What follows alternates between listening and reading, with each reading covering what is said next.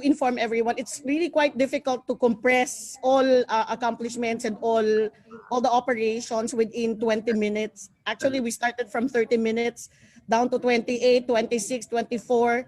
But Tita Sally was really so persistent that we have to compress it within 20 minutes. Kaya ang hirap po. But first, thank you to Galing Pook for choosing us to be part of the 12 mayors. To my team, actually we have implemented a adaptive measure already right now because we all traveled all the way from Iriga to Naga because we have an issue with the connectivity. So thank you very much to the entire team. They are all here present. It's 1 hour travel from Iriga to Naga. And also the 12 mayors, I will miss you. Lahat po ng mga babaeng mayors, mamimiss ko kayo. Yung mga lalaki, 50%. Yun pa. Tito, thank you very much. And Tita Sally, thank you for bearing with us. I just want to say that this is really a concerted effort of all the protagonists, all the actors in Iriga City. Kung hindi po dahil sa kanila lahat, hindi po namin magagawa lahat ito. So ito po ang kwento ng Iriga. Iriga City is a small city in South Luzon of the Philippines. During my first term as Chief Local Executive, our internal revenue allotment was only 103 million pesos. Local revenue was 12 million, and our asset was only 200 million pesos. We're landlocked, bypassed due to the diversion road that connects two highly urbanized cities, namely Naga and Legazpi City. We have 6 natural disasters: flooding, landslide, erosion, earthquake, eruptions, and typhoon. Now, here's the question. How can we make the city progressive and resilient with all the impediments and hindrances? My journey as a city mayor of Iriga City starts with a single step, and I'm doing my best to put our city in the map. In 2006, 2 subsequent typhoons came to damage our city, Milenio and Maraming. Flooding occurred up to 2.3 meters at the center of the Central Business District. A soil mass movement happened along the middle gully of Mount Iriga, created a dam of mud with its debris flowing through the built-up area of the city. We were all shocked and devastated. Our housing project in partnership with Gawad Kalinga, they were totally destroyed. By February 2010, at the onset of El Nino, wildfire occurred at the eastern part of Mount Iriga and damaged 700 hectares. And now, COVID, the most strenuous, tough, and uphill battle, which has affected day-to-day life and is slowing down the global economy. So this is what LGU Iriga City did to address the COVID-19 pandemic. The LGU's immediate action was the activation of the Emergency Operations Center and the Incident Command System pursuant to the Philippine Disaster Risk Reduction and Management Act of 2010. Continuous reorganization, monitoring, and assessment are being done to ensure the sustainable, effective, and efficient response to the needs arising. It has been a 24/7 monitoring and standby for any possible cases within Iriga. Likewise, the Iriga City Task Force COVID-19 Incident Management Team was created to promote awareness and preventive measures against COVID-19. Regular press conference by the IMT, Bandilyo, and postings on social media platforms and official websites. There were encouraging responses. Madaming negosyante at mga miyembro ng private sector ang namigay ng face mask, namahagi ng supply ng pagkain para sa mga frontline services providers. Kitang-kita mo ang bayanihan sa panahon ng kahirapan. Bumuhos din ang goods donations and other commodities for relief assistance. The city government has procured relief goods as part of its efforts to aid Irigeños. The relief goods were delivered by DSWD and volunteers in every home with consideration of the minimum health protocols. Door-to-door ang distribution. The LGU was driven to set up checkpoints along its boundaries. Those wanting entry to the city of Iriga should present their documents. As soon as GCQ was declared, our quarantine facilities is already fully functional. There were 8 quarantine isolation facilities with 128-bed capacity. Accessibility of basic commodities is a major dilemma among the Irigeños. The creation of Veggies on Wheels project Tinulungan po namin ang aming mga magsasaka na kumita, mapanatili ang kanilang hanap buhay sa pamamagitan ng pagbili ng kanilang mga produkto at farm gate price. Last year, Typhoon Tisoy, it damages all the crops here in Iriga City. So we had the initiative to meet all the farmers, and we encourage them to plant more vegetables and plant more corn and rice. And it just so happened after 3 months, nag-ECQ na po tayo, and we were so glad that the food that our farmers produce are sufficient enough to meet the demands of the constituents. The City Agriculture Office facilities pick up the assorted vegetables from the farmers and distributes the products to the 36 barangays of the city for selling in their barangay satellite market. At dahil napapanahon, the vegetable on wheels evolved into a rolling store where all commodities are available except medicines. Namahagi kami ng mga libreng vegetable seedlings para hikayatin ang mga Irigenyos na magtanim ng gulay to be self-sufficient. Nagpapasalamat po kami kay Mayora dahil po sa supportive niya po sa mga farmers dahil po tinawan na tulos niya kaming mga bini para makapagtanom na naman ulit. Sana po dahil naman mag-abot digdi sa to ang mga kalamidad. Kada ko lang tabang po ini po sa mo, ma'am.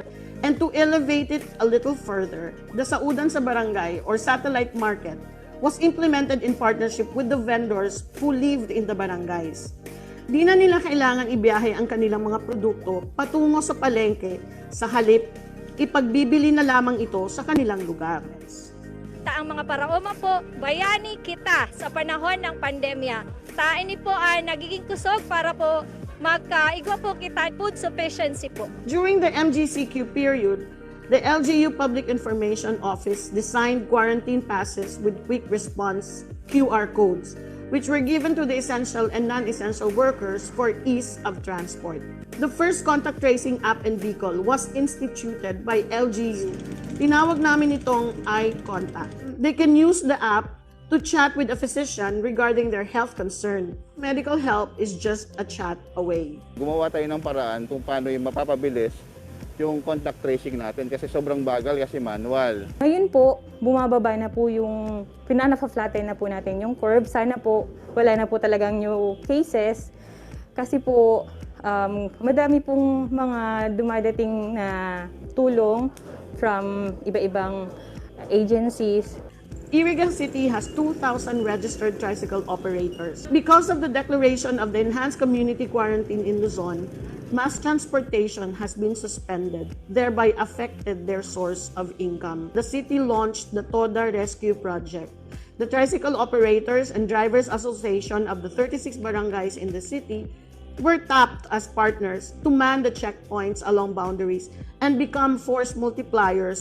They have undergone trainings on rescue conducted by the DRRM, and their increased level of awareness capacitates them to handle accidents or disasters. Nag-duty po kami sa mga checkpoint. Kung mga galing po outside po dito sa Kamsor, kukunbuyan po namin papuntang triads. Linggo-linggo may natanggap kaming parang sweldo na binibigay na galing sa LGU. Dahil sa community quarantine guidelines na inisyu ng national government tungkol sa minimum health standards, tumaas ang transportation cost. iRide was launched. iRide addressed two pressing concerns. First, it gave livelihood to the most vulnerable sector of the society, the transportation sector. And second, it provided free shuttle service to all essential and non-essential workers in the city. It is still ongoing, following its daily schedules via 3 routes. A breakthrough project para sa manggagawang Irigenyo. Salamat na mo kading shuttle. Maski nga na ang empleyado nagsasabing kung ano daaday mo na paghaliun tadakulong tabang sa indang pamasay sa inda sa pang-oral daw. Another project that I am so proud of is the creation of the iPatrol Special Task Force, which simply means Iriga people advocates of tight regulations and obedience to law.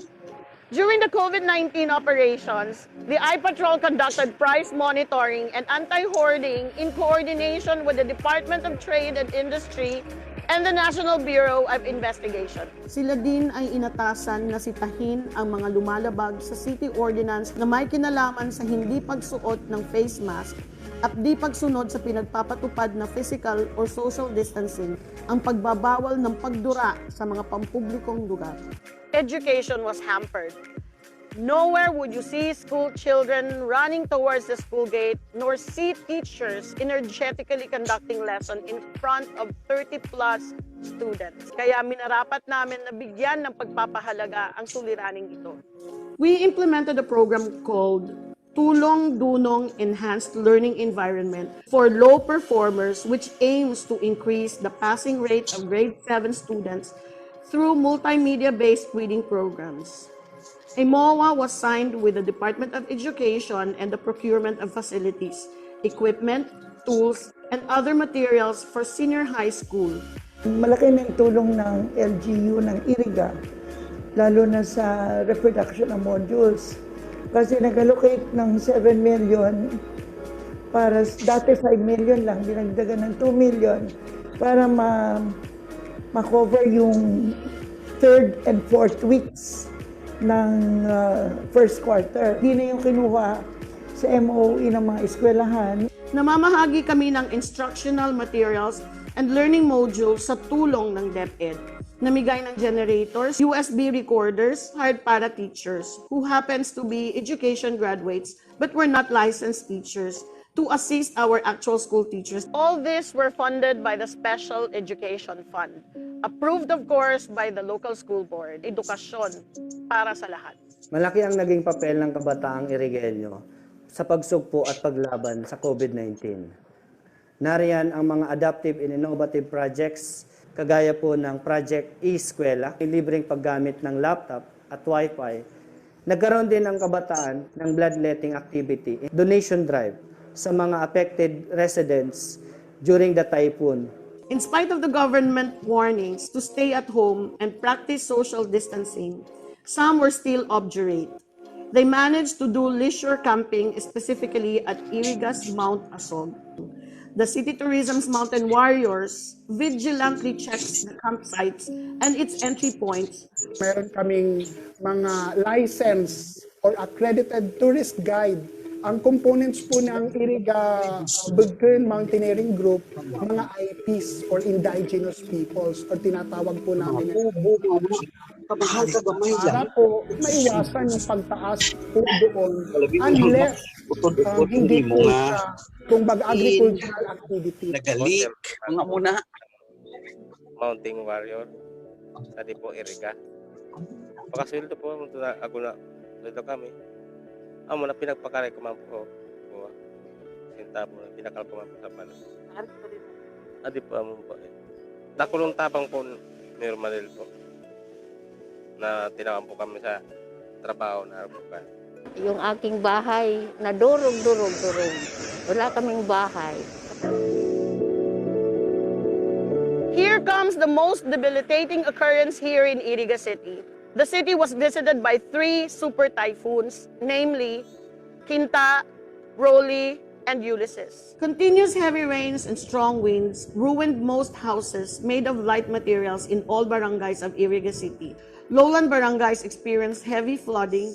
Pag may bagyo na pong parating sa amin, lahat po ng kagamitan namin, itinataas namin sa mga lalagyan na hindi kayang abutin ng tubig. Nitong Rolly, masyado pong malakas yung tubig.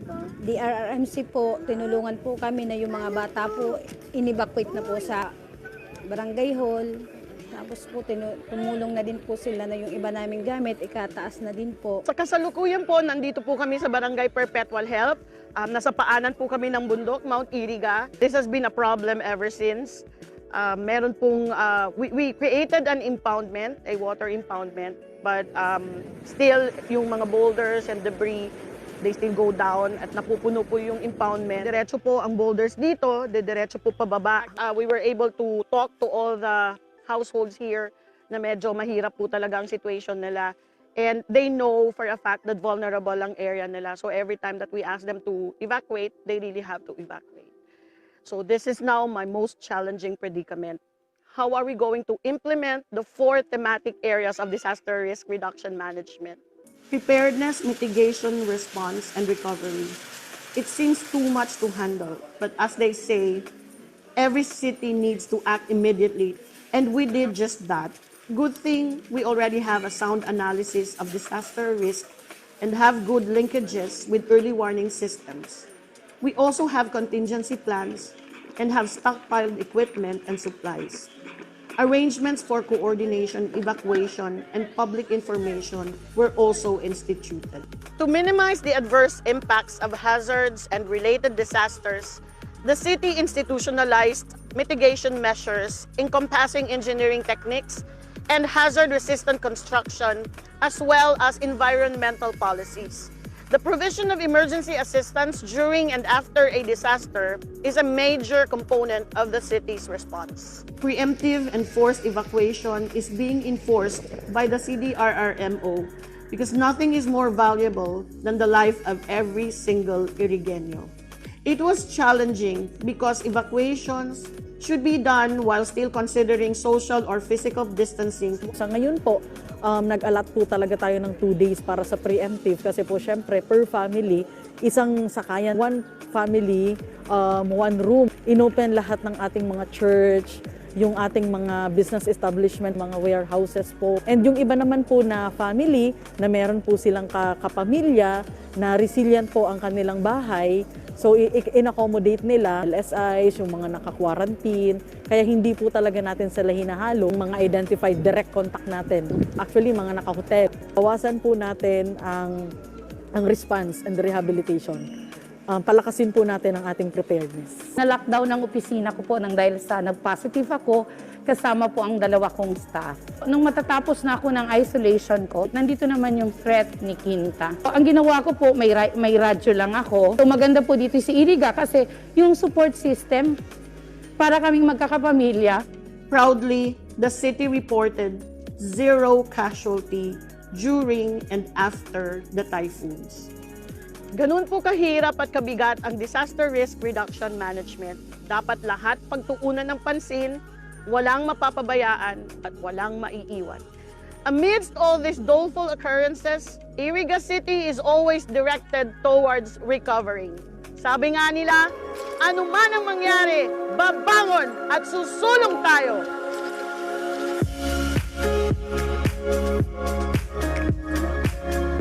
Executive Order Number 26, an order strengthening and reconstituting the different committees under the City Disaster Risk Reduction and Management Council of Iriga City. Bumuo kami ng mga komitiba na mamamahala sa iba't ibang aspeto ng disaster risk management. Pag nag-order na po ang LGU na kaipuhan, na lumikas na, so yaon po kita dyan, permi na mag-assist sa inda po. The Committee on Prevention and Mitigation, what the Engineering Office do, we make it a point na ready na yung aming mga bridges, the drainage is clean. We have series of trainings. The community, alam nila ano ang gagawin. Kailangan mag-prepare ng mga ibalde. The reliefs are ready. Yung team na mamimigay, nandyan agad sila. Tapos na ang bagyo, nasa labas na kami to respond, to check kung ano ba ang damage. Before the day end, ready na kami for the submission. Itong City of Iriga, isa sa mga award din ng Seal of Good Local Governance because disaster preparedness is one of the component or area na ini-evaluate. Wala tayong problema. Itong ang Iriga City, among the local government units dito sa province of Camarines Sur, siya ito sa mga Gawad Kalasag Award. We identified priority PPAs in the Iriga City Disaster Rehabilitation Plan, which includes immediate assistance to farmers through farm implements, inputs, machineries, and food or cash for works assistance. For our industrious farmers, we will assist, regulate shifting to agroforestation, salt, buffer strip, farming in production areas. Pangangalagaan natin ang ating kapaligiran sa pamamagitan ng rainforestation, installation of anti-soil erosion technology, strict implementation of waterways easement of Mount Iriga gullies and river system, prohibiting establishment of habitable structure along the flash flood-prone area, construction of water impounding dam and open drainage canal, gabions, or slope protection. Construction of bridges, wattlings, which is an organic-based slope protection which prevents soil erosion, and flood control facilities along discharged waterways from Mount Iriga Central Business District and flood-prone barangay.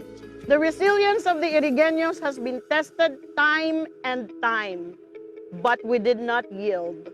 We remain positive because we are fighters. Kailangan lang tandaan na hindi nakukuha ang tagumpay sa isang tulog lang.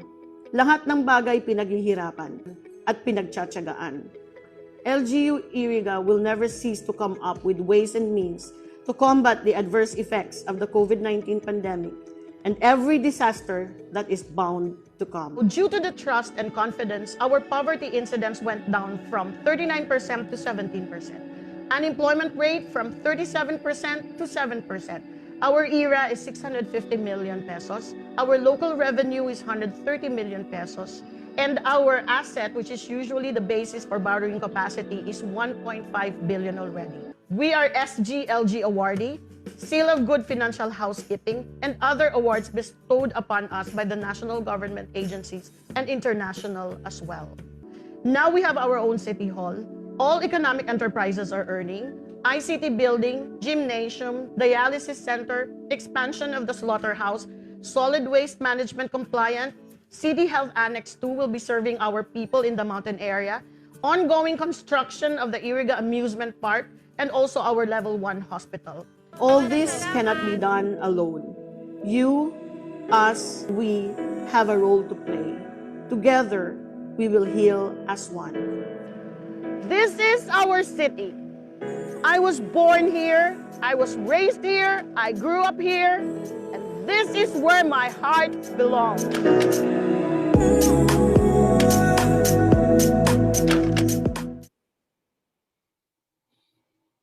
Thank you, Mayor Mads. Galing. Wow, laging handa ang Iriga.